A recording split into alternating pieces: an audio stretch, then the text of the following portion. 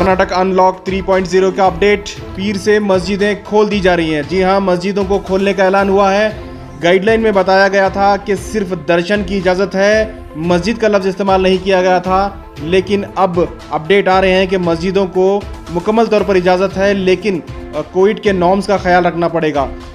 मंजुनाथ प्रसाद जो revenue department के principal secretary हैं, उन्होंने इत्तला दी है कि मस्जिदों में नमाज अदा की जा सकती है, मस्जिदों की इजाज़त है, लेकिन कोविड के जो कवानीन हैं उसका ध्यान रखना बेहद ज़रूरी है। एक लंबे वक्त से मस्जिदें में आवाम के लिए इजाज़त नहीं दी थी।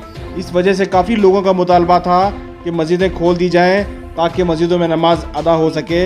लंबे वक्त के बाद अब मस्जिदों को खोल दिया गया है, हुकूमत ने इजाज़त दी है, अब मस्जिदों में नमाज हो सकती है।